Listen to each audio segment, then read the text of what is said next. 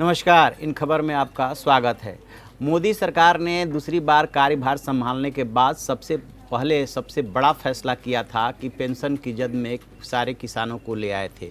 जो पहले श्रमिकों के लिए था उसमें किसानों को भी शामिल कर लिया था और उसके लिए व्यवस्था कर दी थी। ठीक इसी तरह से किसानों को जो 6,000 रुपये की राशि दी जानी है उसमें भी सारे किसानों को शामिल कर लिया गया था। ऐसे ही बहुत सारी योजनाओं का अभी तक 1 महीने में मोदी सरकार ऐलान कर चुकी है, लेकिन सबसे बड़ा सवाल है कि इसके लिए फंड कहां से आएगा।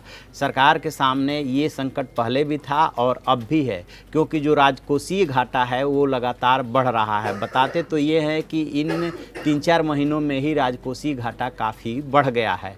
तो इसके लिए सरकार जो है अलग अलग फंड जुटाने पर विचार कर रही है। उसमें से RBI के ऊपर भी एक दबाव है कि जो उसके पास रिजर्व फंड है उसमें से उसका 1 शेयर वो सरकार को दे। जो अभी विमल आचार्य ने जो डिप्टी गवर्नर हैं RBI के, जो उन्होंने इस्तीफ़ा दिया है, उसके पीछे भी यही सब मतभेद माना जा रहा है कि वो इस बात से सहमत नहीं थे।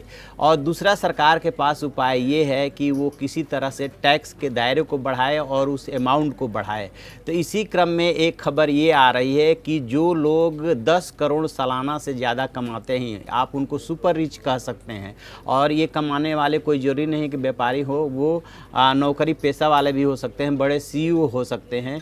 उनके ऊपर 40% की दर से इनकम टैक्स लग सकता है। अभी तक वो जो इनकम टैक्स देते हैं वो उसका जो फ़ीसद में आकलन करेंगे तो वो 30%, यानी कि लास्ट सीमा जो है 30% है, उसके दर से वो इनकम टैक्स देते हैं। अब जो खबर आ रही है उसके मुताबिक उनके ऊपर 40% की दर से इनकम टैक्स लगाया जा सकता है। देखते हैं क्या होता है। ये तो 5 जुलाई को ही पता चलेगा कि पहली महिला वित्त मंत्री निर्मला सीतारमण कहाँ से किस किस के जेब से पैसे निकाल करके और गरीबों के या समाज कल्याण की जो योजनाएं हैं उसके लिए बजट की व्यवस्था करती हैं। पूरे बजट पे और खबर पे हम नज़र बनाए हुए हैं। जो भी अपडेट होगा हम आपको अपडेट कराते रहेंगे। आप देखते रहिए हमारा डिजिटल चैनल इन खबर। Thank you. इन खबर चैनल को सब्सक्राइब करें और बेल आइकन दबाना ना भूलें।